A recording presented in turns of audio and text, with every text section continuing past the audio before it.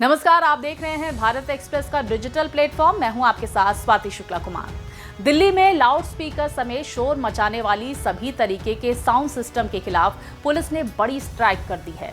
दिल्ली में loud speaker बजाने के लिए आपको अब कागज दिखाना होगा। कागज दिखाएंगे तभी लाउड स्पीकर बजा पाएंगे। तो दिल्ली में लाउड स्पीकर कितना लाउड होगा, दिल्ली पुलिस ने इसके लिए नियम भी तय कर दिए हैं। नए नियम के तहत लाउड स्पीकर और पब्लिक एड्रेस सिस्टम के इस्तेमाल से पहले लिखित अनुमति लेना जरूरी है।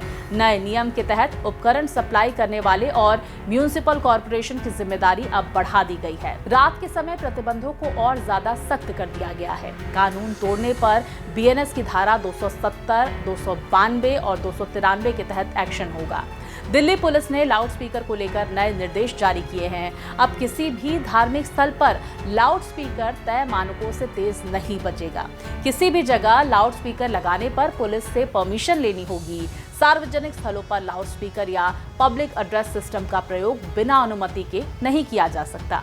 तो टेंट हाउस से लाउड स्पीकर लेने पर भी पुलिस परमिशन होना जरूरी होगा। बता दें कि किसी भी स्थिति में अगर आप लाउड स्पीकर या कोई भी साउंड प्रोड्यूसिंग इंस्ट्रूमेंट का इस्तेमाल कर रहे हैं तो आपको एक डेजिग्नेटेड अथॉरिटी से परमिशन लेना अनिवार्य है। जैसे इंडस्ट्रियल एरिया में 75 डेसिबल और इस तरह से रेजिडेंशियल एरिया, साइलेंस जोन और अलग अलग डिफाइंड है।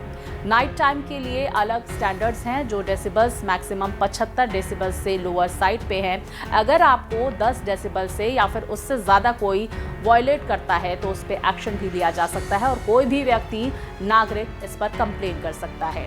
तो वर्ल्ड हेल्थ ऑर्गेनाइजेशन की रिपोर्ट के मुताबिक रात में 40 डेसिबल से ज़्यादा की आवाज़ और दिन में 80 डेसिबल से ज़्यादा की आवाज़ शरीर के साथ साथ आपके मन पर भी बुरा असर डालती है। लेकिन हमारे शहरों में शोर मचाना अब आम होता जा रहा है। सोचिए, क्या आस्था के नाम पर धार्मिक स्थलों से आने वाली 80 डेसिबल की आवाज़ को प्रार्थना या दुआ माना जा सकता है? क्या शादियों में या किसी समारोह में 80 डेसिबल से ज़्यादा की आवाज़ को मंजूर किया जा सकता है?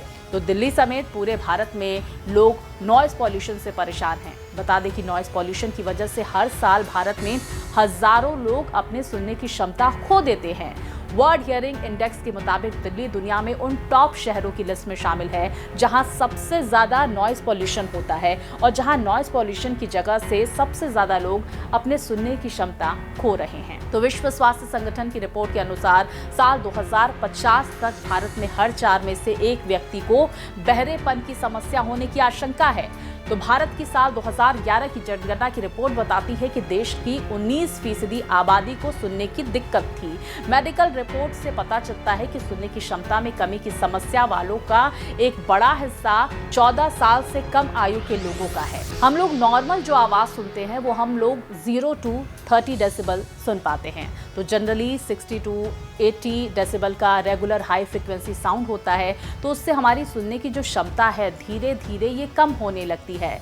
जो इंसान कम सुनेगा वो थोड़ा तेज बोलेगा, ये नेचुरल फैक्ट है और आपको कम अगर सुनाई देगा। तो देखिए, आप ऊंची आवाज़ में बात करेंगे तो शोर से बचने के लिए एक समय लोग एकांत में जाकर ध्यान भी करते थे। लेकिन सोशल मीडिया और इंटरनेट के इस दौर में एकांत पाकर लोग अब मोबाइल पर रील स्क्रॉल करते हैं। दिल्ली एम्स की एक रिसर्च के मुताबिक सोशल मीडिया और मोबाइल की आदत की वजह से लोगों में एकाग्रता का लेवल पिछले 10 सालों में 30 मिनट से घटकर 7 सेकंड पर आ गया है। इंसानों की एकाग्रता का इतना ज़्यादा प्रभावित होना ये अब गोल्ड फिश से भी कम हो गई है।